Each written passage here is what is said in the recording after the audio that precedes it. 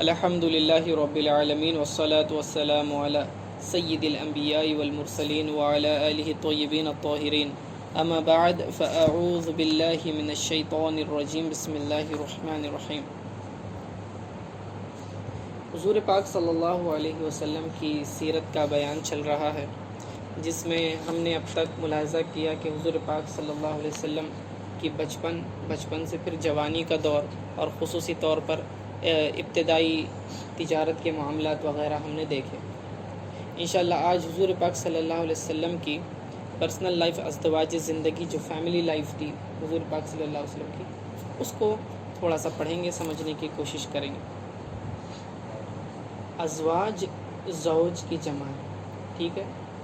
زوجہ کا مطلب ہوتا ہے بیوی، وائف، ٹھیک ہے۔ ازواج اس کا پلورل ہے، اور مطہرات مطہرہ کی جمع ہے۔ مطہرہ یعنی پاکیزہ، مطہرات اس کا پلورل ہے، تو دونوں کو ملائیں گے تو معنی کیا ہوگا؟ ازواج مطہرات یعنی پاکیزہ بیویاں۔ حضور پاک صلی اللہ علیہ وسلم کے لیے یہ ٹرم یوز کیا جاتا ہے، حضور پاک صلی اللہ علیہ وسلم کی بیویوں کے لیے ازواج مطہرات لفظ استعمال ہوتا ہے، ٹھیک ہے۔ نبی اکرم صلی اللہ علیہ وسلم کی ازواج مطہرات تمام امت کی مائیں ہیں، امت کے جتنے بھی مسلمان ہیں سب کی ازواج مطہرات کون ہیں؟ مائیں ہیں، ہم سب کی مائیں ہیں۔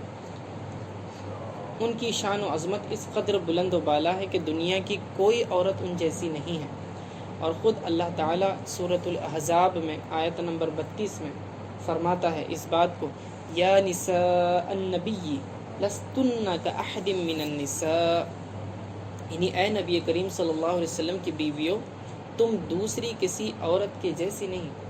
یعنی اللہ تعالیٰ نے حضور پاک صلی اللہ علیہ وسلم کو جو بیویاں عطا کی، ٹھیک ہے، وہ دنیا کی سب سے بہترین عورتیں ہیں، دنیا کی سب سے افضل خواتین ہیں، ان سے بہتر دنیا میں کوئی اور نہیں، بلکہ اللہ تعالیٰ نے ایسے، کیونکہ حضور پاک صلی اللہ علیہ وسلم سب سے افضل ہیں، اسی لیے افضل خواتین حضور صلی اللہ علیہ وسلم کے حصے میں آئیں۔ اسی لیے قرآن نے کہا کہ اے نبی علیہ السلام کی ازواج بیویوں، تم کسی اور عورتوں جیسی نہیں ہو، یعنی انہیں احساس دلایا جا رہا ہے کہ تم کتنی اسپیشل ہو، اور جب تم اسپیشل ہو تو تم سے ایکسپیکٹیشن بھی اسپیشل ہے۔ یعنی عام لوگ اگر کوئی معمولی سا گناہ کرتے ہیں تو ان پر فوراً گرفت نہیں ہو جاتی، اس پر سخت تنبیہ نہیں ہوتی، لیکن چونکہ یہ نبی کے گھر میں رہتی ہیں، وحی کو اترتے ہوئے دیکھتی ہیں، فرشتوں کا ان کے گھروں میں آنا جانا ہے، حضور پاک صلی اللہ علیہ وسلم کے دن رات معجزے دیکھ رہی ہوتی ہیں، تو ان کا معیار، ان کا سٹیٹس، ان کے ایمان کا لیول بہت ٹاپ لیول کا ہوتا ہے۔ اسی لیے ان سے ایکسپیکٹیشن بھی جو ہیں عام عورتوں کے مقابلے میں سب سے زیادہ تھی، اور انہوں نے وہ کام، وہ ایکسپیکٹیشن پر پورے اتر کر دکھایا، ٹھیک ہے۔ حضور پاک صلی اللہ علیہ وسلم کی سیرت، اہل بیت ہوں اور دوسرے صحابہ کرام، مردوں کے لیے بالکل نمونہ ہیں، ان کے لیے آئیڈیل ہیں، ہم ان کو دیکھ کر سیکھتے ہیں مرد حضرات۔ خواتین کے لیے، عورتوں کے لیے اللہ تعالیٰ نے ان کے لیے بھی کیا کیا؟ آئیڈیل مقرر فرمایا۔ حضور پاک صلی اللہ علیہ وسلم کی جو بیٹیاں ہیں اور بیویاں ہیں، یہ پوری امت کی عورتوں کے لیے آئیڈیل اور ماڈل ہیں۔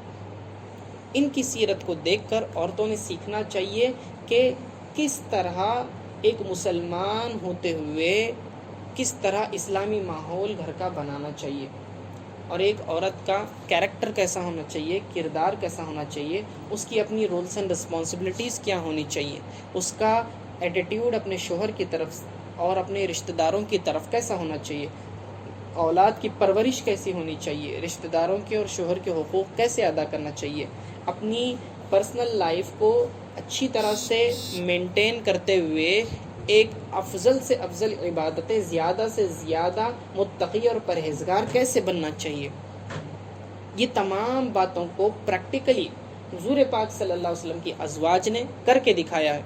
تو یہ امت کی ماؤں کے لیے، بہنوں، بیٹیوں، بہوؤں، سب کے لیے کیا ہے؟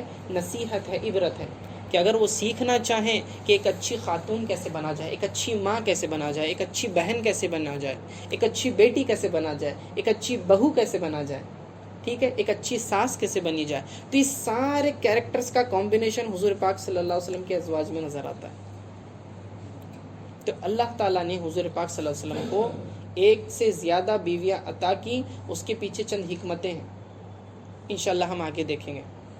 تو یہاں پر میں بس حضور پاک صلی اللہ علیہ وسلم کی ازواج کا مختصر تعارف کروں گا، بتاؤں گا کہ کون کون حضور علیہ السلام کے نکاح میں تھی، ٹھیک ہے، اور ان کی مختصر سیرت کے بارے میں بات ہوگی. اللہ تعالیٰ قرآن میں فرماتا ہے النبی اولا بالمؤمنین من انفسہم وازواجہ امہاتہم. نبی کریم صلی اللہ علیہ وسلم مؤمنوں کی جانوں سے زیادہ ان کے قریب ہیں اور آپ کی ازواج مطہرات ان کی مائیں ہیں. تو قرآن نے حضور پاک صلی اللہ علیہ وسلم کے ازواج مطہرات کو امت کی مائیں ڈکلیئر کیا ہوا ہے. یہ تمام ہماری ماؤں سے بھی افضل ہیں، ہماری ماؤں سے بڑھ کر ان کا ادب ہمارے لیے ضروری ہے، کیونکہ قرآن نے انہیں ماں کہا ہے. ٹھیک ہے، تو اسی لیے جب ہم ان کا نام بھی لیتے ہیں ادباً لفظ ماں بڑھا دیتے ہیں. ماں عائشہ رضی اللہ تعالیٰ عنہ، ماں خدیجہ الکبریٰ رضی اللہ تعالیٰ عنہ. ٹھیک ہے، تو اس طرح کے الفاظ استعمال کرتے ہیں اور یہ بالکل قرآن کی آیت کے، اس کی تعلیمات کے موافق ہیں. ٹھیک ہے، اور چونکہ یہ حضور پاک صلی اللہ علیہ وسلم کی ازواج امت کی مائیں ڈکلیئر ہو گئی، اسی لیے حضور پاک صلی اللہ علیہ وسلم کے وصال کے بعد کوئی بھی ان سے دوسرا آدمی نکاح نہیں کر سکتا. ٹھیک ہے، ہمیشہ کے لیے یہ حرام ہو گئی ہیں. اللہ فرماتا ہے سورۃ الاحزاب میں وَلَا أَن تَنكِحُوا أَزْوَاجَهُ مِن بَعْدِهِ أَبَدًا إِنَّ ذَلِكُمْ كَانَ عِندَ اللَّهِ عَظِيمًا.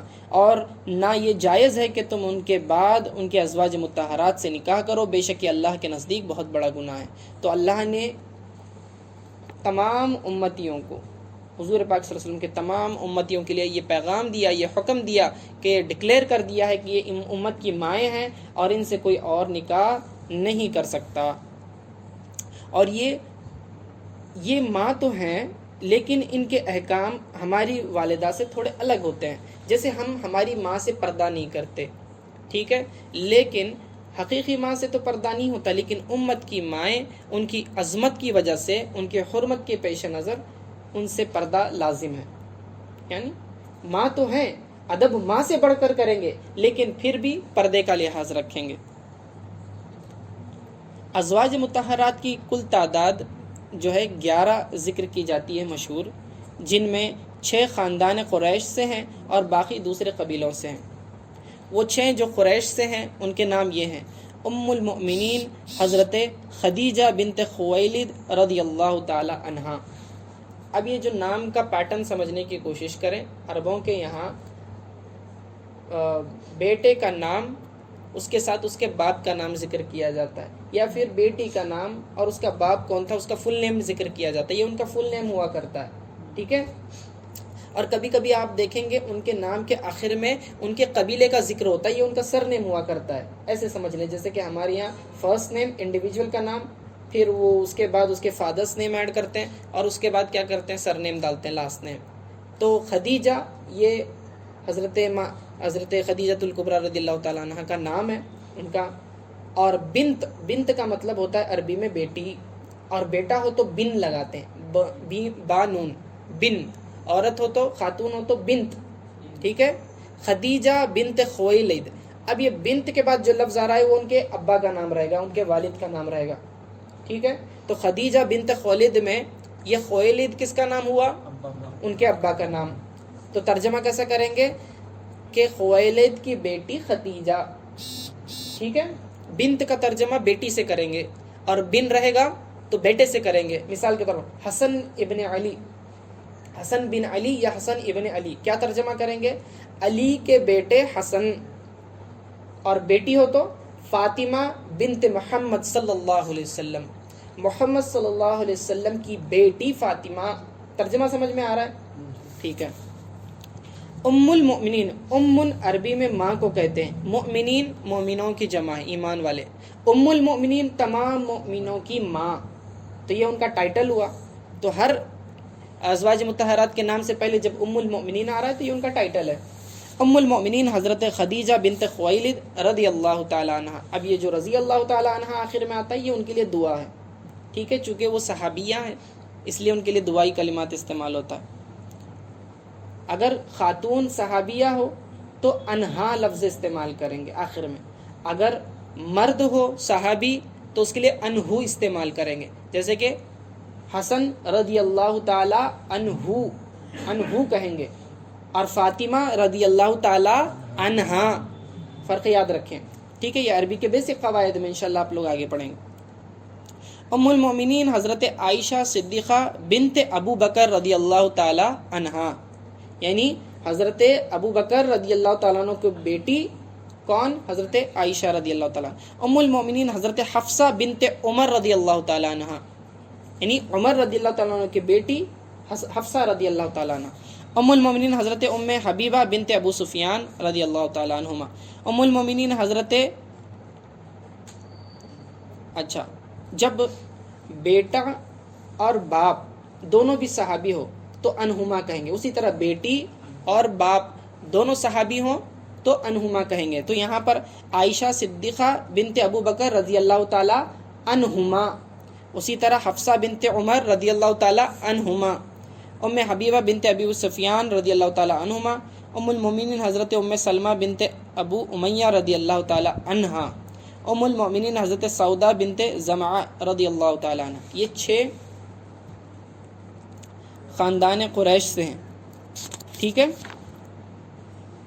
اس کے بعد آ رہے ہیں ام المومنین حضرت زینب بنت جحش رضی اللہ تعالی عنہ، ام المومنین حضرت میمونہ بنت حارث رضی اللہ تعالی عنہ، ام المومنین حضرت زینب بنت خزیمہ رضی اللہ تعالی عنہ، ام المومنین حضرت جویریہ بنت حارث رضی اللہ تعالی عنہ، ام المومنین حضرت صفیہ بنت حی رضی اللہ تعالی عنہ، اور حضور پاک صلی اللہ علیہ وسلم کے ایک اور آخری کنیز حضرت ماریہ قبطیہ رضی اللہ تعالی عنہ۔ تو یہ 11 نام ہوئے۔ اب چند ان کی خصوصیات کے بارے میں بات کریں گے انڈیویجول، کیونکہ عام طور پر ان کا تذکرہ اس طرح کامنلی سننے میں نہیں آتا ہے، ساروں کی تفصیل نہیں ملتی، پھر بھی میں مختصر۔ ماریہ قبطیہ جو ہیں حضور پاک صلی اللہ علیہ وسلم کی باندھی ہیں، ہاں کنیز ہیں۔ تو وہ تھے نا وہ جو تجارت ساتھ میں کرتے تھے؟ نہیں، وہ الگ، یہ الگ نہیں۔ تجارت ساتھ میں کرنے والی حضرت خدیجہ رضی اللہ تعالیٰ، ان کے جو ساتھ میں آتے تھے میسرہ ان کا غلام تھا وہ۔ اچھا، وہ مرد تھا؟ ہاں، وہ غلام ہے، ٹھیک ہے، وہ مرد، ٹھیک ہے۔ تو حضور پاک صلی اللہ علیہ وسلم نے سب سے پہلے جس سے نکاح فرمایا وہ حضرت خدیجۃ الکبریٰ رضی اللہ تعالی عنہا ہے، پہلی بیوی ہیں۔ اور جب ان کا نکاح ہوا حضور پاک صلی اللہ علیہ وسلم کا، تو آپ علیہ السلام کی عمر 25 سال تھی، 25 ایئرس، اور حضرت خدیجہ رضی اللہ تعالی عنہا کی عمر 40 سال تھی، ٹھیک ہے۔ یہ بہت اہم بات ہے، یہ پوائنٹس نوٹ کرنے والے ہیں، میں آگے اس کے بارے میں بات کروں گا۔ عورتوں میں، خواتین میں سب سے پہلے ایمان لانے والے حضرت خدیجۃ الکبریٰ ہیں رضی اللہ تعالیٰ عنہ۔ اسی طرح وحی نازل ہونے کے بعد سب سے پہلے حضور پاک صلی اللہ علیہ وسلم سے آیت قرآنیہ کو، قرآن کو سب سے پہلے سننے والے کون ہیں؟ حضرت خدیجہ رضی اللہ تعالیٰ عنہ ہیں۔ آپ صلی اللہ علیہ وسلم نے زندگی میں جب تک حضرت خدیجہ رضی اللہ تعالیٰ عنہ زندہ تھیں کوئی دوسرا نکاح نہیں کیا۔ 25 سال حضور پاک صلی اللہ علیہ وسلم کے نکاح میں تھے، ٹھیک ہے، تب تک حضور پاک صلی اللہ علیہ وسلم نے کوئی دوسرا نکاح نہیں فرمایا۔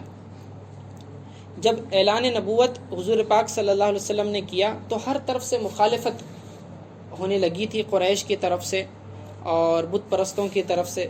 تو حضرت خدیجہ رضی اللہ تعالی عنہ ہر دور میں، ہر پیریڈ میں حضور پاک صلی اللہ علیہ وسلم کو دلاسا دیتی تھی، تسلی دیتی تھی، مورل سپورٹ دیتی تھی، ٹھیک ہے، اور حضور پاک صلی اللہ علیہ وسلم کی ہمت بندھاتی تھی، انہیں موٹیویٹ کرتی تھی۔ بات سمجھ رہے ہیں؟ یہ کتنا اہم کردار ہے کہ ایک اپنا شوہر جو دین کی خدمت کے لیے، اللہ کے کلمے کو بلند کرنے کے لیے لوگوں میں جاتا ہے، لوگ انکار کرتے ہیں، اور بیوی جو ہے ہمت بڑھاتی ہے، ان کو مورل سپورٹ دیتی ہے، ان کو انکریج کرتی ہے، موٹیویٹ کرتی ہے۔ تو حضرت خدیجہ رضی اللہ تعالیٰ عنہ کا کتنا بڑا کردار ہے آپ سمجھیں، کیونکہ وہ اس حالات ایسے تھے کہ حضرت عبد المطلب کا انتقال تو پہلے ہو چکا ہے، حضرت ابو طالب کا انتقال ہو گیا بعد میں، تو سپورٹ کرنے والی کون تھی؟ رشتہ داروں میں مین بڑے کیریکٹر میں دیکھا جائے تو حضرت خدیجہ رضی اللہ تعالیٰ عنہ ہیں۔ کتنا بہت سپورٹ کیا انہوں نے، بہت سپورٹ کیا۔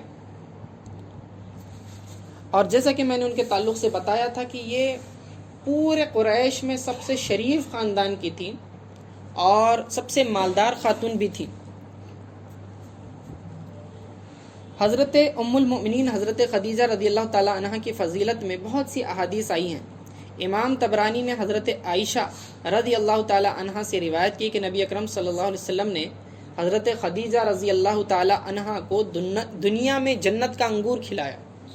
یہ خصوصیت ہے حضرت خدیجہ رضی اللہ تعالیٰ عنہ۔ بخاری شریف میں ہے کہ حضرت جبرائیل علیہ السلام نے جب حضور پاک صلی اللہ علیہ وسلم غار حرا میں ہوا کرتے تھے، وہاں جا کر عبادت کرتے تھے، اور حضرت خدیجہ رضی اللہ تعالیٰ عنہ ٹفن بناتی تھی، کھانا تیار کرتی تھی، اور غار حرا میں، اب دیکھیں وہ غار پہاڑ کی اونچائی پر ہے، تو ایک خاتون ہوتے ہوئے اتنی محنت سے پہاڑ چڑھنا، وہاں پہنچانا، کھانا بنا کے پھر واپس آنا، دیکھیں کتنے ایفرٹس لیتی تھی، اکیلے کسی اور کو نہیں، خود اتنا ایفرٹس اٹھاتی تھی۔ تو ایک مرتبہ وہ کھانا لے کر آ رہی تھی، تو حضرت جبریل علیہ السلام نے حضور پاک صلی اللہ علیہ وسلم کی خدمت میں حاضر ہو کر فرمایا، عرض کیا کہ حضرت خدیجہ رضی اللہ تعالی عنہ ایک برتن میں کھانا لے کر حاضر خدمت ہو رہی ہیں، جب وہ حاضر ہوں تو انہیں اللہ تعالیٰ کا اور میرا سلام فرمائیے، اور انہیں خوشخبری دیجئے کہ جنت میں ان کے لیے موتی کا ایک عالیشان محل ہے، جس میں نہ کوئی شور رہے گا اور نہ کوئی زحمت و تکلیف۔ یہ بخاری شریف کی حدیث ہے۔ تو اب اس سے بات غور کرنے والی یہ ہے، اللہ رب العزت جسے دنیا میں سب سے پہلے عورتوں میں جسے سلام کر بھیج رہا ہے، امت میں سب سے پہلے، تو وہ حضرت خدیجہ رضی اللہ تعالیٰ عنہ کی ذات ہے۔ اللہ سلام بھیج رہا ہے، آپ اندازہ لگائیں، پھر فرشتوں میں بڑے فرشتے حضرت جبریل علیہ السلام خود سلام بھیج رہے ہیں، تو وہ خاتون کیسی پاکیزہ ہوں گی، کیسا ان کی عبادت اور ان کے ایمان کا لیول ہوگا، آپ اندازہ لگائیں کہ جن کے ایمان کی گواہی خود جبریل علیہ السلام دیں، ان پر سلام بھیجیں، جبریل علیہ السلام خود سلام بھیجیں، اور انہیں دنیا میں ہی جنت کی بشارت سنا دیں۔ تو خاتونوں میں بھی دیکھا جائے تو سب سے پہلے جنت کی بشارت انہوں نے سنی، ایمان بھی سب سے پہلے یہی لائیں، جنت کی بشارت بھی انہیں ملی۔ نبی اکرم صلی اللہ علیہ وسلم، حدیث پاک میں حاشیہ زرقانی میں آتا ہے کہ اہل جنت کی عورتوں میں سب سے افضل 4 بڑی خاتون ہیں، جن میں حضرت خدیجہ رضی اللہ تعالی عنہ ہیں، دوسری حضرت فاطمہ رضی اللہ تعالی عنہ ہیں، تیسری حضرت مریم علیہ السلام جن کا قرآن میں تذکرہ آیا، اور اسی طرح حضرت آسیہ علیہ السلام جو فرعون کی بیوی تھی۔ ٹھیک ہے، تو یہ 4 جنت میں عظیم المرتبت خواتین ہیں، جن کا سب سے بڑا مرتبہ رہے گا۔ حضور پاک صلی اللہ علیہ وسلم بے انتہا آپ سے محبت فرمایا کرتے تھے، اور ان سے رشتہ داری اور نسبت کا اتنا خیال رکھتے تھے کہ ان کا انتقال ہونے کے بعد بھی جب کبھی اپنے گھر بکری ذبح کرتے تو آپ خدیجہ رضی اللہ تعالیٰ عنہ کی سہیلیوں میں گوشت تقسیم کرتے تھے، بھجواتے تھے ان کے گھروں پر۔ اتنا رشتہ داری کا پاس و لحاظ، اتنی فیلنگز ہوا کرتی تھی آقا علیہ الصلوۃ والسلام کی۔ حضرت خدیجۃ الکبریٰ رضی اللہ تعالی عنہ کا وصال مبارک اعلان نبوت کے 10ویں سال مکہ مکرمہ میں ہوا، اور مزار مبارک جنت المعلیٰ میں مکہ مکرمہ میں ہے۔ پھر اس کے بعد دوسری حضرت ام المؤمنین حضرت عائشہ صدیقہ رضی اللہ تعالی عنہ۔ ایکچولی حضرت خدیجہ رضی اللہ تعالی عنہ کے بعد حضور پاک صلی اللہ علیہ وسلم نے حضرت سودا رضی اللہ تعالی عنہ سے نکاح فرمایا، اور یہ حضرت خدیجہ رضی اللہ تعالی عنہ یہ پہلے شادی شدہ تھی، پھر ان کے شوہر کا انتقال ہو گیا تھا، اور اس کے بعد حضور پاک صلی اللہ علیہ وسلم نے ان سے نکاح فرمایا تھا، تو یہ بیوہ تھی، اور حضور پاک صلی اللہ علیہ وسلم نے ان سے نکاح فرمایا تھا۔ اور حضرت سودا بنت زمع رضی اللہ تعالی عنہ یہ بھی جو ہیں پہلے شادی شدہ تھیں، بعد میں بیوہ ہو گئیں، اور ان کے شوہر کا نام سکران بن عمر رضی اللہ تعالی عنہ کے نکاح میں تھی۔ یہ وہ خاتون ہیں جنہوں نے حبشہ کی طرف اپنے شوہر کے ساتھ ہجرت کی تھی۔ حضرت سودا رضی اللہ تعالی عنہ نے خواب میں دیکھا تھا کہ آسمان سے چاند اتر کر ان کی گود میں گرا ہوا ہے، تو اپنے شوہر سے انہوں نے تذکرہ کیا، حضرت سکران سے انہوں نے کیا کیا، تذکرہ کیا، کہنے لگی کہ میں نے ایسے خواب دیکھا، کہنے لگے کہ اس خواب کی تعبیر یہ ہے کہ میں جلد مر جاؤں گا اور تم دوسرا نکاح کرو گی۔ یہ کون؟ ان کے شوہر بول رہے ہیں. پھر ایک خواب دیکھا، حضور پاک صلی اللہ علیہ وسلم جو ہیں ان کے خواب میں تشریف لائے. انہوں نے کیا کیا؟ دوبارہ اپنے شوہر کو تذکرہ کیا، کہنے لگا کہ میں اب جلد مر جاؤں گا اور اس کے بعد تمہارا نکاح حضور پاک صلی اللہ علیہ وسلم سے ہوگا. سمجھے؟ پھر اس کے بعد اسی دن سے، اس خواب کے بعد سے وہ بیمار ہو گئے اور چند دن بعد ان کا انتقال ہو گیا. بعد میں حضرت سودا رضی اللہ تعالیٰ عنہ سے حضور پاک صلی اللہ علیہ وسلم نے نکاح فرمایا. آپ کا وصال ماہ شوال 52 ہجری مدینہ منورہ میں ہوا اور مزار اقدس جنت البقیع میں. حضرت سودا رضی اللہ تعالیٰ عنہ کی پہلے بھی اولاد بھی تھی، ایسا نہیں ہے کہ ان کے شوہر سے بھی پہلے اولاد بھی تھی ان کی. اور حضور پاک صلی اللہ علیہ وسلم حضرت خدیجہ رضی اللہ تعالیٰ عنہ کے انتقال کے بعد ایک ایسی خاتون کی ضرورت تھی جو گھر گتی سنبھال سکیں، خانہ داری سنبھال سکیں پورا، کیونکہ گھر میں بچے ہیں ان کو دیکھنا ہے. حضور پاک صلی اللہ علیہ وسلم کے بچے ہیں، ان کو دیکھ ریکھ کی ضرورت ہے، ایک ماں کی ضرورت ہے. ٹھیک ہے، گھر کا سارا نظام سنبھالنا ہے. تو جس کو ایکسپیرینس ہو وہی کرے.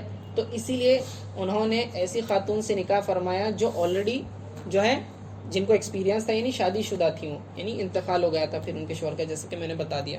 ٹھیک ہے، ان سے نکاح فرمایا اور انہوں نے بہت اچھے سے سارا کچھ نظام سنبھال لیا.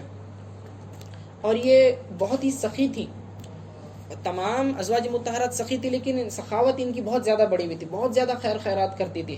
ایک مرتبہ حضرت عمر رضی اللہ تعالیٰ عنہ نے انہیں جو ہے درہموں سے بھری ہوئی تھیلی بھیجی. ایک چمڑے کی تھیلی تھی، اس کے اندر درہم تھے. تو جب ان کے پاس آئے تو اب جنرلی لوگوں کے پاس اگر درہم آئیں، چاندی کے وہ بھی سکے آئیں آپ کے پاس، تو لوگ تو خوش ہو جائیں گے، سوچیں گے اب اس کا میں کیا کروں وغیرہ، پلاننگ کرتے ہیں. لیکن حضرت سودا رضی اللہ تعالی عنہ کا مزاج ایسا تھا، تو کہنے لگی کہ یہ درہم ہے، یعنی گویا کہ کھجوریں جس طرح تھیلی میں ہوتی ہے ویسے ہیں. ٹھیک ہے، یعنی ان کے نزدیک کھجور ہو کہ درہم ہو ایک ہی ہے، سب اٹھا کے صدقہ کر دیے، پورے کے پورے صدقہ کر دیے. بڑی عظیم الشان شخصیات تھی، ایسے مثال نہیں ملتی. تو ان کا وصال جو ہے 52 ہجری میں مدینہ منورہ میں ہوا. مزار اقدس جو ہے جنت البقیع، یہ قبرستان جو مدینہ منورہ میں مسجد نبوی سے جو لگ کر ہے، تو وہاں پر انہیں دفنایا گیا. تیسری حضرت ام المؤمنین حضرت عائشہ صدیقہ رضی اللہ تعالی عنہا ہیں. یہ حضرت ابوبکر صدیق رضی اللہ تعالیٰ عنہ کی بیٹی ہے. ٹھیک ہے، آپ کی والدہ محترمہ کا نام ام رومان رضی اللہ تعالیٰ عنہا ہے. ہجرت سے 3 سال پہلے حضور صلی اللہ علیہ وسلم نے آپ سے نکاح فرمایا اور 1 ہجری میں آپ کی رخصتی ہوئی. اس وقت آپ کی عمر 9 سال تھی.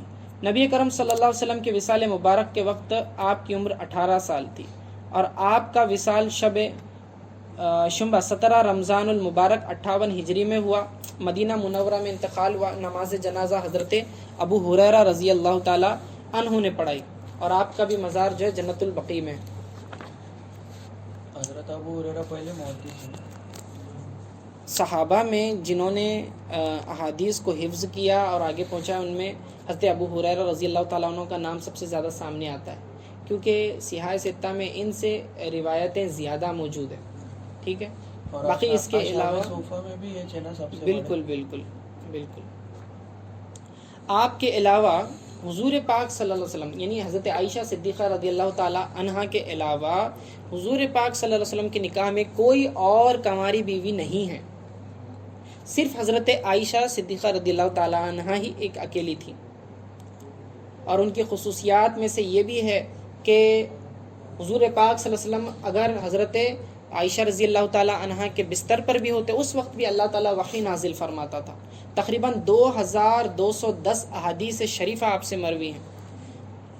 اور ایک مرتبہ ان پر جو ہے تہمت لگائی گئی تھی، الزام لگایا گیا تھا، تو اس الزام کے جواب میں سورہ نور کی اللہ تعالیٰ نے حضرت عائشہ صدیقہ رضی اللہ تعالیٰ عنہ کی برات میں آیتیں نازل فرمائی تھی. 10 آیتیں قرآن میں اللہ تعالیٰ نے حضرت عائشہ رضی اللہ تعالیٰ عنہ کے ڈیفینس میں بھیجی ہیں. اتنا عظیم مقام ہے ان کا. اور تو تفصیلات ہیں، آپ لوگ جانتے ہیں ان کے تعلق سے. ام المؤمنین حضرت حفصہ رضی اللہ تعالیٰ عنہ، یہ حضرت عمر رضی اللہ تعالیٰ عنہ کی صاحبزادی ہیں، ان کی بیٹی ہیں. ٹھیک ہے، آپ کے پہلے شوہر خنیز بن حذافہ رضی اللہ تعالیٰ عنہ جنگ بدر یا احد میں شہید ہو گئے تھے. رسول پاک صلی اللہ علیہ وسلم نے 3 ہجری میں آپ سے نکاح فرمایا آپ حدیث شریف اور فقہ میں بڑا درجہ رکھتی ہیں۔ آپ سے 60 احادیث شریفہ روایت کی گئیں۔ 45 ہجری ماہ شعبان مدینہ شریف میں وصال ہوا اور جنت البقیع میں آپ کا مزار مبارک ہے۔ تو اس اعتبار سے آپ دیکھیں حضور پاک صلی اللہ علیہ وسلم نے اپنے خاص دوست حضرت ابوبکر رضی اللہ تعالیٰ عنہ اور حضرت عمر رضی اللہ تعالیٰ عنہ ان دونوں کو رشتہ داری کے شرف سے نوازا۔ کس طرح سے کہ ان کی بیٹیاں اپنی نکاح میں لے لی، ان کی درخواست پر جو ہے ان کی بیٹیوں سے نکاح فرما۔ تو اس اعتبار سے حضرت ابوبکر و عمر کیا ہوئے؟ خسر ہوئے، یعنی سسر جس کو بولتے ہیں ہم لوگ، سسرے ہوئے، ٹھیک ہے۔ اور اگر آپ دیکھیں گے تو چاروں خلفاء میں سے 2 حضور صلی اللہ علیہ وسلم کے خسر ہیں اور 2 حضور صلی اللہ علیہ وسلم کے داماد ہیں۔ حضرت علی، حضرت عثمان رضی اللہ تعالیٰ عنہما، یہ دونوں کیا ہیں؟ داماد ہیں، اور وہ دونوں جو ہیں پہلے کیا ہیں؟ حضور پاک صلی اللہ علیہ وسلم کے خسر ہیں، ٹھیک ہے۔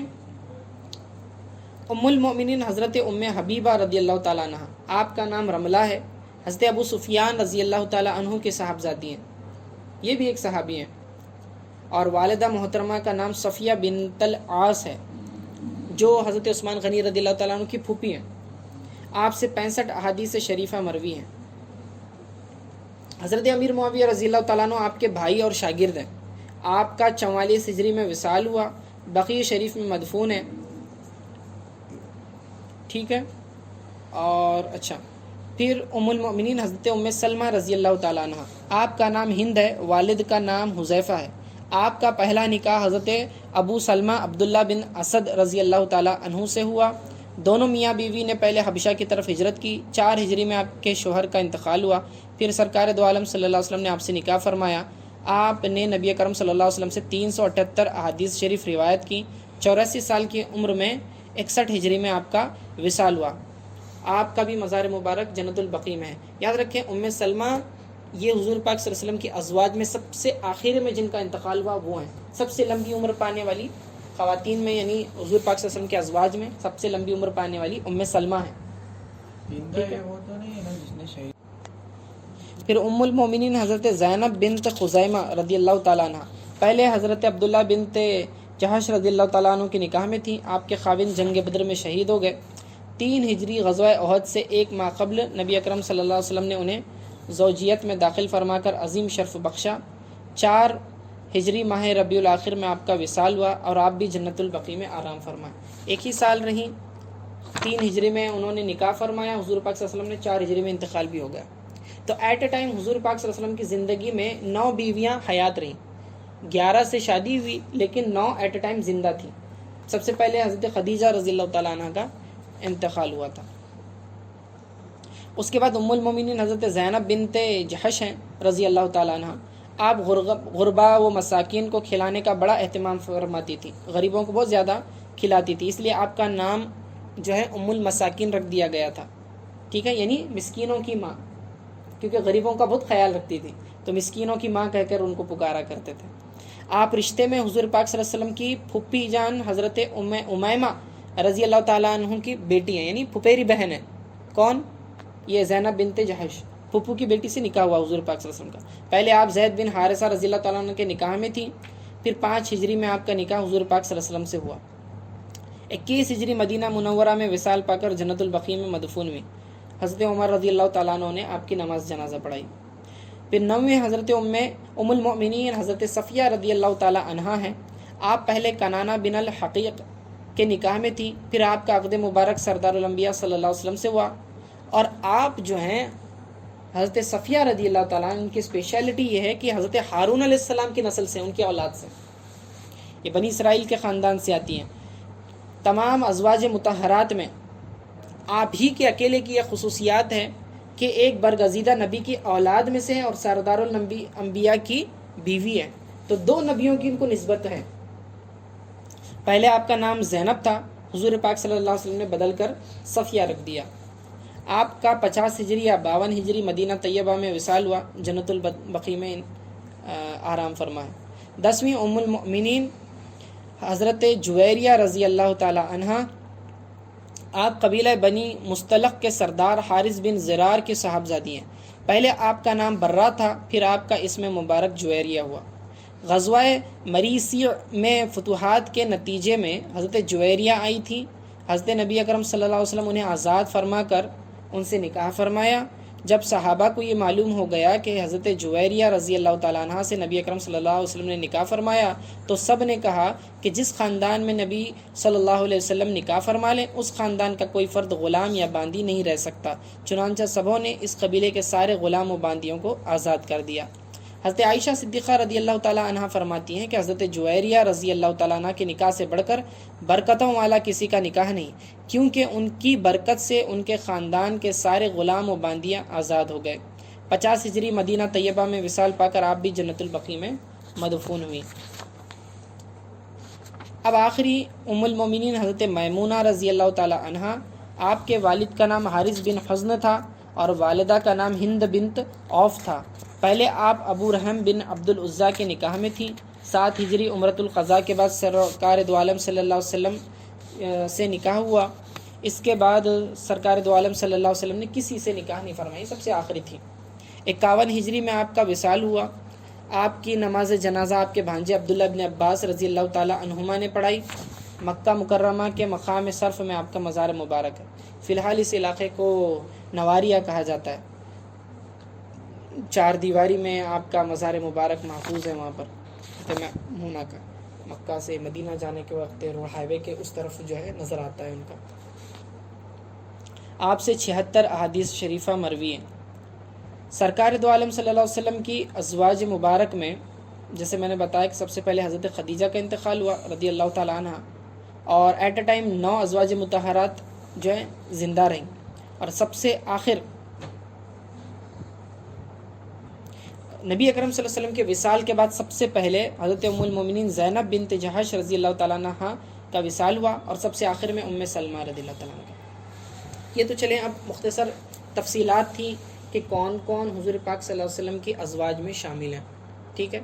اب سب سے بڑا سوال یہاں جو عام مسلمانوں کے بھی ذہن میں آتا ہے، نان مسلمس کے بھی ذہن میں آتا ہے، اور جو کسی مذہب سے تعلق نہیں رکھتے، ٹھیک ہے، تو وہ لوگ بھی یہ اعتراض کرتے ہیں۔ ان کے اعتراضات کیا ہیں کہ حضور پاک صلی اللہ علیہ وسلم نے 11 نکاح کیوں کیے؟ پہلا سوال، ٹھیک ہے۔ اب یہاں سے میں اعتراضات کے جوابات دینے لگا ہوں۔ وقت ہمارا تھوڑا سا ڈیٹیل میں ہو جائے گا یہ والا لیسن، لیکن یہ اہم ہے کہ میں نہیں چاہتا کہ ٹاپک کو ادھورا چھوڑوں، ٹھیک ہے، تاکہ آپ کے ذہن میں بھی حضور پاک صلی اللہ علیہ وسلم کو لے کر کوئی بھی وسوسہ نہ آئے، کوئی بھی ذہن میں اشکال نہ رہے، کیونکہ شیطان کیا کرے گا، الگ الگ طریقے سے ہو سکتا وسوسہ ڈالے اور توہین والی خیالات ذہن میں ڈالے، اور ہمارا ایمان ہاتھ سے جا سکتا ہے۔ تو یہ بہت اہم پوائنٹ ہے، بالکل غور سے سنیں، ٹھیک ہے، کہ حضور پاک صلی اللہ علیہ وسلم نے ایک سے زیادہ شادیاں کیوں فرمائی؟ اعتراض یہ ہوتا ہے، پہلے تو سمجھ لیں کہ ایک سے زیادہ کیوں کی۔ یاد رکھیں کہ ہر نبی کی اپنی اپنی خصوصیات ہوتی ہیں، اور نبی کے بعض احکام امت سے ڈیفرنٹ ہوتے ہیں۔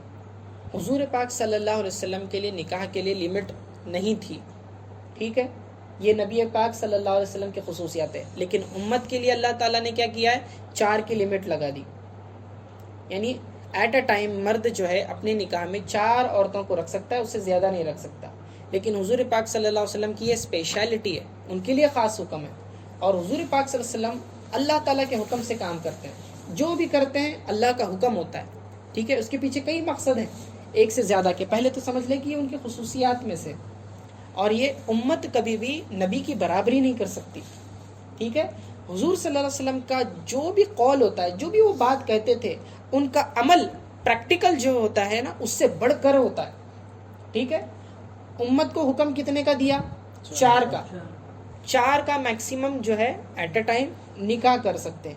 یہ 4 کا مطلب یہ نہیں کہ پوری لائف میں 4 ہی کر سکتے ہیں، بلکہ ایٹ اے ٹائم 4 ہو سکتی ہے نکاح میں، ان میں سے ایک انتقال کر گئی یا طلاق ہو گئی تو دوسری اس کی جگہ ایڈ اپ ہو سکتی ہے، اس اعتبار سے آدمیوں کی کتنے بھی نکاح ہو سکتے ہیں، سمجھ رہے ہیں بات کو؟ ایٹ اے ٹائم 4 رہ سکتی ہیں، ٹھیک ہے جی، میں نے کہا ایٹ اے ٹائم 4 نکاح میں ہو سکتی ہیں، ٹھیک ہے۔ اگر ان میں سے مان لو کسی آدمی کی ایک بیوی کو طلاق ہو گئی، ایک بیوی مر گئی، ٹھیک ہے، تو بچے کتنے؟ 2، تو اب یہ 2 اور سے نکاح کر سکتا ہے، تو کتنی ہو گئی ٹوٹل؟ اب 4 ہوئی نا، پہلے کی ملائے نا 6 ہو گئی، پھر ان میں سے مان لے پھر کسی کا انتقال ہو گیا، ٹھیک ہے، یا کسی نے ڈیورس لے لیا، خلا لے لیا، چلی گئی، پہلے 2 اور چلی گئی، تو بھائی پھر 2 بچی، اور 2 ایڈ کر لے، 4 ایٹ اے ٹائم ہوگی تو کتنے ہوئے؟ 8 ہو گئے. تو اس طرح سے ہو سکتا ہے، سمجھ میں ہی بات، لیکن ایٹ اے ٹائم کیا ہے؟ 4 ہی ہو سکتی ہے.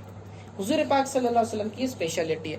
اب دیکھیں 4 کا حکم دیا، لیکن ایک کو کا بھی نکاح کر کے آدمی پوری طرح سے حقوق ادا نہیں کر پاتا. 4 کی کیا بات کریں، ٹھیک ہے. اور وہ 4 کی کیوں حکمت ہے وہ آگے میں انشاءاللہ کبھی موقع ملا تو میں بتاؤں گا. پہلے آج صرف حضور صلی اللہ علیہ وسلم کی سیرت کے تعلق سے بات کریں گے، ٹھیک ہے.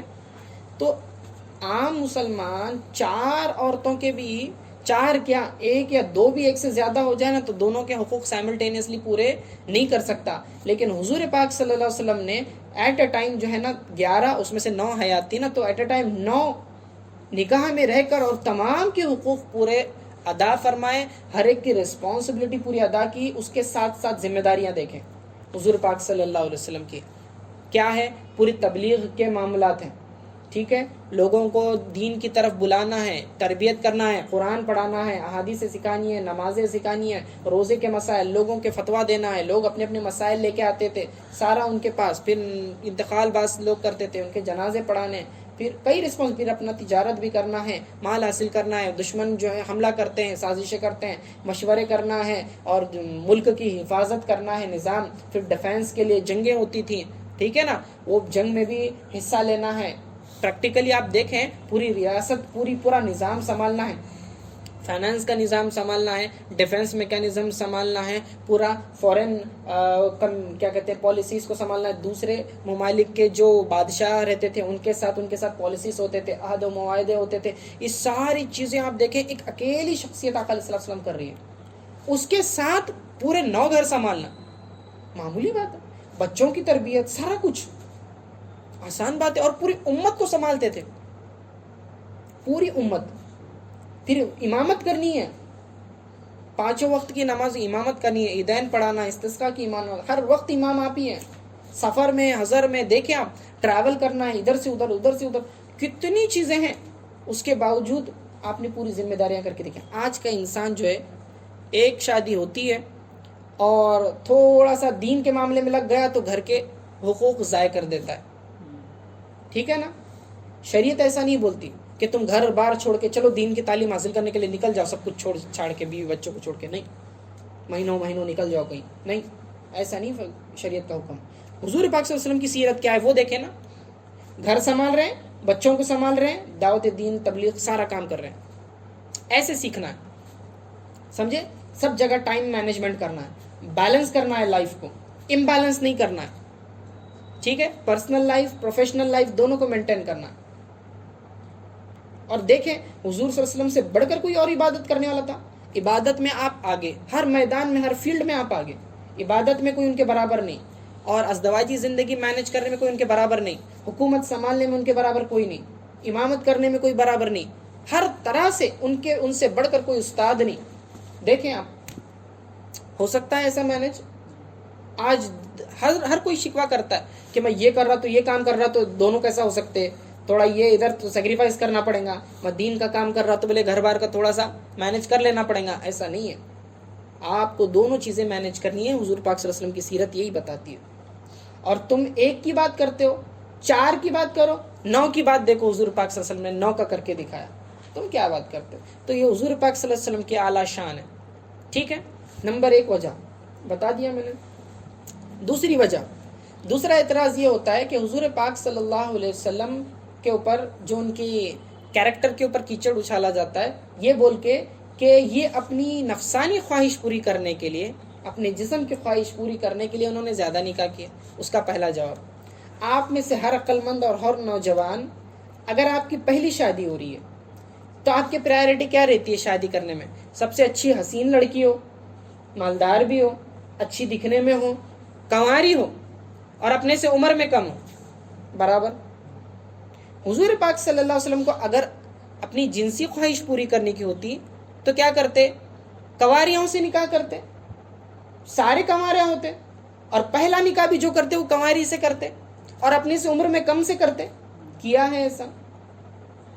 بلکہ پہلا نکاح جبکہ 25 سال کی آپ 25 سال عمر شریف ہے آپ کی، اس وقت پہلا نکاح کر رہے ہیں جو جوانی کا پیک ٹائم مانا جاتا ہے وہاں سے آدمی کا، تو کب تک کر رہے ہیں؟ کس سے نکاح کر رہے ہیں؟ حضرت خدیجہ رضی اللہ تعالیٰ عنہ سے. اور وہ کون ہے؟ ایک بیوہ ہیں، عمر میں بہت بڑی ہیں، 40 کی عمر ہے آپ کی برابر نکاح کے وقت. اور آپ دیکھیں یہ وجہ سمجھ رہے ہیں آپ کو؟ تو اگر کوئی بھی عقل مند شخص اگر یہ پوائنٹ نظر میں رکھے گا تو وہ سمجھ لے گا کہ کوئی بھی جو ہے ان کا اپنی جسم کی خواہش پوری کرنے کا یہ کوئی مقصد نہیں ہے. نمبر 3 پوائنٹ، حضور پاک صلی اللہ علیہ وسلم آدمی جو ہے ایک عام آدمی اگر اس کو زیادہ شادیاں کرنے کا شوق ہے تو سب سے پہلے کب کرے گا؟ جوانی کی عمر میں. کون سی پیریڈ میں؟ چلے 25 سے پکڑ لیں آپ، کہاں تک؟ 40-45 تک لے جائیں. یہی تو ٹائم ہوتا ہے نا جو آدمی کا جوانی کا پیک ٹائم ہے، اور اس وقت وہ شادی کرے گا. کریکٹ ہے اگر اس کو کرنے کا شوق ہے تو. ٹھیک ہے، تو حضور پاک صلی اللہ علیہ وسلم نے جب تک حضرت خدیجہ رضی اللہ تعالیٰ عنہ حیات تھی کوئی دوسرا نکاح نہیں کیا. 25 سال تک حضور پاک صلی اللہ علیہ وسلم نے کوئی دوسرا نکاح نہیں فرمایا. تو اب حضور پاک صلی اللہ علیہ وسلم کی عمر 50 اور اس سے زیادہ ہو گئی، تو 50 سال کی عمر تک صرف ایک ہی بیوی ہے. بات سمجھ رہے ہیں آپ لوگ؟ نمبر 4 پوائنٹ، حضور پاک صلی اللہ علیہ وسلم کی ساری اولاد حضرت خدیجہ رضی اللہ تعالی عنہا سے ہیں، باقی کسی اور سے کوئی اولاد نہیں سوائے جو ہے حضور پاک صلی اللہ علیہ وسلم کی جو ماریہ قبطیہ ان سے حضرت ابراہیم پیدا ہوئے تھے، ان کا انتقال ہو گیا، وہ چھوڑ کر باقی آپ دیکھیں کہ کسی سے حضور پاک صلی اللہ علیہ وسلم کی کوئی اولاد نہیں ہے. ساری اولادیں، سارے بیٹے، ساری بیٹیاں صرف خدیجہ رضی اللہ تعالیٰ عنہ سے. اب آپ لوگ عقل مند ہیں، مجھے اس کو سمجھانے کی ضرورت نہیں ہے. ٹھیک ہے، تو ایک ہی وائف سے سب بچے. 4 پوائنٹ ہو گئے. 5واں پوائنٹ سمجھ لیں. حضور پاک صلی اللہ علیہ وسلم کو اگر نکاح کرنا ہوتا، میں نے کہا کہ کنواریوں سے کرتے، لیکن حضور پاک صلی اللہ علیہ وسلم نے بیواؤں سے نکاح کیا. کیوں؟ یہ امت کو اپنے اخلاق کا مظاہرہ کرنے کے لیے کہ اگر کوئی عورت بیوہ ہے تو بے سہارا نہیں ہے اور وہ نکاح کے لائق ہے. امت کے اندر ایک سنت جاری ہو جائے کہ اگر کوئی شخص بیوہ سے بھی نکاح کرتا ہے تو وہ میری سنت پر ہے. کل کو کوئی یہ نہ کہے کہ ہمارے نبی نے تو کنوارے سے کہی، ہم بیوہ سے کیوں کریں. لوگ بولنے والے یہ بول سکتے تھے لیکن کسی کو موقع نہیں ہے. آج حضور پاک صلی اللہ علیہ وسلم نے بولا، کر کے دکھایا، پہلے کیا خود. اتنا ہارڈ ڈیسیزن کوئی لے پائے گا آپ کے زمانے میں؟ اگر آپ کے گھر میں کسی کو نکاح کرنا ہے، پہلا نکاح ہے، اور اس کو بیوہ پیش کی جائے تو شاید قبول نہ کرے. برابر؟ ٹھیک ہے، تو یہ ایک سنت جاری فرمائی. پھر طلاق شدہ سے بھی نکاح کر کے دکھایا. کیوں؟ ہر قسم کے آپ دیکھیں کہ کمبینیشن حضور صلی اللہ علیہ وسلم کے زندگی میں ملتے ہیں کہ کل کو یہ نہ سمجھے کہ جس سے طلاق ہو گئی اب اس سے نکاح کرنا درست نہیں. حضور صلی اللہ علیہ وسلم نے کہا کیے، لیکن حضور صلی اللہ علیہ وسلم نے طلاق شدہ سے بھی نکاح کیا، یہ ثابت کرنے کے لیے کہ امت میں یہ سنت جاری ہو جائے کہ اگر کوئی طلاق شدہ سے بھی شادی کرتا ہے تو یہ بھی اس پر احسان ہے اور اس کو بھی ثواب ملے گا. خود کر کر بتایا. 7واں پوائنٹ، حضور پاک صلی اللہ علیہ وسلم کی ازواج میں بعض صرف حضرت خدیجہ نہیں بلکہ بعض دوسری بھی عمر دراز خواتین تھیں، بڑھاپے کے قریب بھی تھی، لمبی عمر والے بھی تھی حضور پاک صلی اللہ علیہ وسلم کے نکاح میں. تو اس سے یہ بھی سنت ثابت کی کہ جو شخص اگر نکاح کر رہا ہے اس کی کوئی اور پرائرٹیز ہیں. ٹھیک ہے، اس کی کچھ اور وجوہات ہیں، پرائرٹیز ہیں، اس کے حکمت کی بنا پر اگر وہ نکاح کرنا چاہے تو شریعت نے ایج کے ساتھ باؤنڈ نہیں کیا ہے نکاح کو. شوہر کی عمر زیادہ ہو اور بیوی کی کم ہو تو بھی درست، بیوی کی زیادہ ہو شوہر کی کم ہو تو بھی درست، دونوں کمبینیشن کر کے بتائے. 7واں پوائنٹ، حضور پاک صلی اللہ علیہ وسلم نے اس کمبینیشن کو بتانے کے لیے کیا کیا؟ ایک حضرت عائشہ رضی اللہ تعالی عنہا جو اکیلی کنواری خاتون ہیں، پوروں میں سے صرف اکیلی کنواری ہیں، حضرت عائشہ صدیقہ رضی اللہ تعالیٰ عنہ، ان سے نکاح فرمایا تاکہ کنواریوں سے بھی نکاح کرنے کی سنت بنی رہے. تیسرا کہ اس سے حضرت ابو بکر صدیق جیسے دوست ہیں ان سے رشتہ داری بھی ہو جائے. ٹھیک ہے، کیوں کیونکہ بعض لوگ اتنے جگری دوست یار ہوتے ہیں اور اس کو اپنا بھائی بولتے ہیں، یہ میرا بھائی ہے نا، بولتے نا یہ میرے بھائی جیسا ہے، لیکن ہمارا منہ بولا بولنے سے بھائی وہ سگا بھائی نہیں بن جاتا اور اس کی بیٹی جو ہے اس سے نکاح نہیں ہو سکتا، ایسا نہیں ہے، بلکہ پریکٹیکلی کر کے بتایا کہ اگر جگری دوست بھی ہے، بھائی کے درجے کا بھی ہوگا تو بھی اس کی بیٹی سے نکاح ہو سکتا ہے، اور کر کے بتایا. ٹھیک ہے، تو دیکھیں آپ کتنے قسم کے کمبینیشن حضور صلی اللہ علیہ وسلم کے لائف میں جمع ہیں. کوئی اور کر سکتا تھا؟ پاسبل ہی نہیں ہے. اب یہ ساری پرائرٹیز امت کے حق میں ہیں کہ ذات کے حق میں ہیں، یہ سوچیں آپ. حضور کا اس میں بینیفٹ ہے کیا امت کا اس میں بینیفٹ ہے؟ حضور نے زیادہ نکاح کیے امت کے بینیفٹ کے لیے، ذاتی بینیفٹ اس میں دیکھیں آپ کیسا نظر آ رہا ہے. آپ 8واں پوائنٹ، صرف یہی وجوہات نہیں تھی، بلکہ حضور پاک صلی اللہ علیہ وسلم ایک دین کی اشاعت کر رہے ہیں، امت کو دعوت و تبلیغ کا موقع دے رہے ہیں. تو تبلیغی مقصد بھی ایک تھا کہ آپ اپنے قبیلے میں آپ جو ہے مردوں میں تعلیم پھیلا رہے ہیں، لوگوں کو واعظ و نصیحت کر رہے ہیں، تو عورتوں میں ان کی تبلیغ و اشاعت کون کرے گا؟ مبلغہ ہیں. تو حضور پاک صلی اللہ علیہ وسلم کی ازواج یہ مبلغہ تھیں جو عورتوں میں تبلیغ کرتی تھی. تو ایک اکیلی عورت پوری امت کی رسپانسبلٹی لے سکتی؟ نہیں. زیادہ ازواج ہونے کی وجہ سے زیادہ خواتین ان کے پاس آتی تھیں اور سب لوگ تبلیغ دین کرتی تھی. تو یہ گھر پورا جو ہے نا دینی کام میں لگا ہوا تھا. حکمت سمجھ میں آ رہی ہے زیادہ نکاح کیوں فرمائی؟ ٹھیک ہے. پھر اگلا مقصد یہ تھا کہ نوی وجہ سنیں کہ بعض احکامات امت کے ایسے ہیں جو اوپنلی لوگوں کے سامنے بولے جا سکتے ہیں، اور بعض ایسے ہیں جو اکیلے گھر میں ہوتے ہیں، ٹھیک ہے نا، اور لوگوں کے سامنے اعلانیہ ظاہر تو نہیں کیا جا سکتا. ٹھیک ہے، تو اب یہ گھر کے معاملات کون بتائے گا؟ صحابہ باہر دیکھتے تھے اور احادیث جمع کر لیتے تھے، حضور پاک صلی اللہ علیہ وسلم کی سیرت کو کیپچر کر لیتے تھے، ان کے قول، ان کے فعل، ان کی تقریر سب کو لے لیتے تھے. اور گھر میں ازواج مطہرات باقی دن جو حضور پاک صلی اللہ علیہ وسلم گھر میں گزار رہے ہیں، تو گھر میں کیسا ماحول ہونا چاہیے، گھر میں بیوی کے ساتھ کیسا ہونا چاہیے، بچوں کے ساتھ کیسا ہونا چاہیے، یہ ساری احادیث کون کیپچر کر رہا ہے، کون ریکارڈ کر رہا ہے؟ حضور پاک صلی اللہ علیہ وسلم کے ازواج. ٹھیک ہے. پھر بعض میاں بیوی کے جو مسائل رہتے یہ کون بتائے گا، یہ کون کیپچر کر رہے ہیں؟ ازواج. اسی طرح ابھی غسل وغیرہ کے مسائل ہیں، یہ کیا صحابہ باہر سے آ کے اندر دیکھیں گے؟ نہیں. تو یہ کون بتائیں گا؟ احادیث موجود ہیں، حضور پاک صلی اللہ علیہ وسلم وضو کے لیے اتنا پانی یوز کرتے تھے، غسل کے لیے اتنا پانی یوز کرتے تھے، رائٹ سائڈ سے پہلے پانی ڈالتے تھے. یہ کہاں سے ملے احادیث؟ یہ کون بتا رہے ہیں؟ ازواج مطہرات گھر کے حالات بتا رہے ہیں. حضور پاک صلی اللہ علیہ وسلم جو ہے گھر میں ازواج کے ہاتھ بٹایا کرتے تھے، کام میں تھوڑی سی مدد فرما دیا کرتے تھے. کون بتا سکتا تھا؟ یہ ازواج. آج جو ہے اگر کوئی شوہر اپنی بیوی کی تھوڑی سی مدد کرے تو بیوی کا غلام بولنا شروع کر دیتے ہیں اس کو. لیکن یہ حضور پاک صلی اللہ علیہ وسلم کی سنت ہے. حضور صلی اللہ علیہ وسلم بوجھ نہیں ڈالا کرتے، تھوڑی مدد بھی فرما لیا کرتے تھے. پھر دیکھیں اگلا پوائنٹ، بعض فیملی ایکٹیویٹیز ایسی ہوتی ہیں جو فیملی ہی جانتی ہے، ہنسی مذاق. ایسا نہیں ہے کہ حضور پاک صلی اللہ علیہ وسلم کی لائف ایک دم اسٹرکٹ، سیریس، بہت خطرناک، ایسا نہیں معاملہ تھا، بلکہ ہنسی مذاق بھی آپ فرمایا کرتے تھے. گھر میں بیویاں بھی جو ہیں ان کی دلجوئی فرمایا کرتی تھی. حضرت سودا رضی اللہ تعالیٰ عنہ جو ہیں حضور پاک صلی اللہ علیہ وسلم کو جو ہے ایسے جملے بولا کرتی تھی کہ ان کو ہنسی آئے، حضور پاک صلی اللہ علیہ وسلم کو ہنسانے کی کوشش کرتی تھی. ٹھیک ہے، یہ بھی ایک سنت جاری ہو گئی.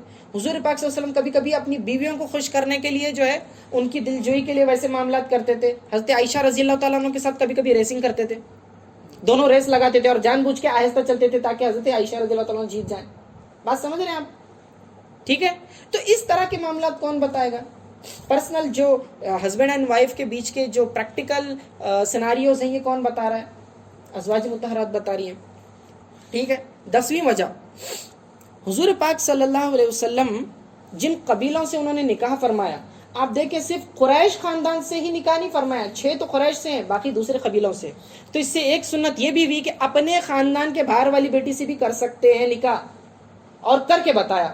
یہ بھی ایک سنت جاری ہوگی.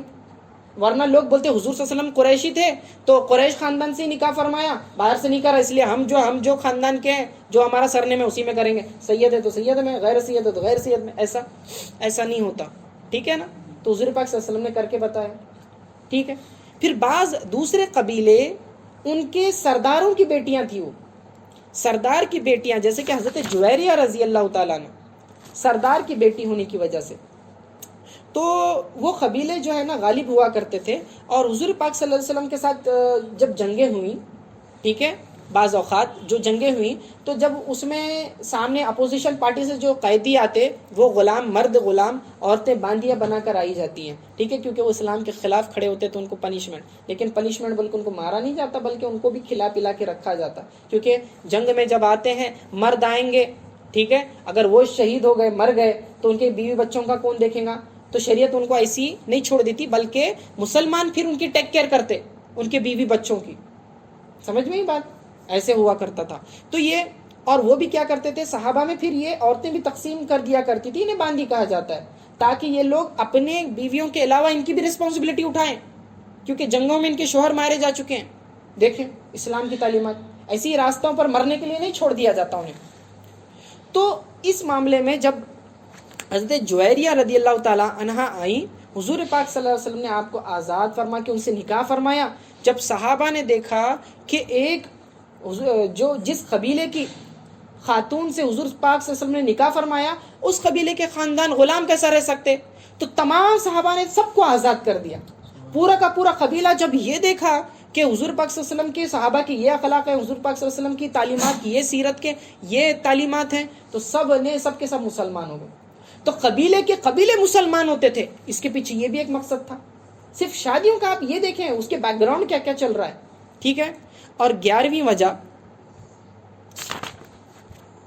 وجہ یہ ہوتی تھی کہ حضور پاک صلی اللہ علیہ وسلم نے جن بیواؤں سے نکاح کیا ان کے اپنے بچے بھی تھے، سوتیلے بچے ہوتے ہیں نا، تو حضور پاک صلی اللہ علیہ وسلم نے ان بیواؤں کے بچوں کی بھی کفالت کر کے ایک پریکٹیکلی لائف لوگوں کو جو ہے ایک سنت جاری کر دی کہ اس طرح سے تم نے بیواؤں کا بھی خیال رکھنا ہے، ان کے بچوں کا بھی خیال رکھنا ہے، ان کی پرورش کرنا ہے، انہیں بے یار و مددگار نہیں چھوڑنا ہے۔ تو 11 ازواج کی نسبت سے میں نے 11 ریزنز بتائے کہ حضور پاک صلی اللہ علیہ وسلم نے کیوں 11 نکاح فرمائے تھے۔ اس کے علاوہ اور بھی وجوہات ہیں، لیکن سمجھ میں اتنا آئے گا میں نے اتنا ہی بتایا، ٹھیک ہے۔ اللہ تعالیٰ سے دعا ہے کہ ہمیں ان تمام ازواج مطہرات کی تعظیم کرنے کی توفیق عطا فرمائے، ہماری ماں، بہنوں، بیٹیوں سب کو جو ہے ازواج مطہرات جیسے اخلاق اور صفات نصیب فرمائے، اور حضور پاک صلی اللہ علیہ وسلم کی ہمیں بھی سیرت پر عمل کرنے کی توفیق عطا فرمائے۔ صلی اللہ تعالیٰ علی خیر خلق محمد و آلہ و اصحابہ اجمعین برحمتک یا ارحم الراحمین۔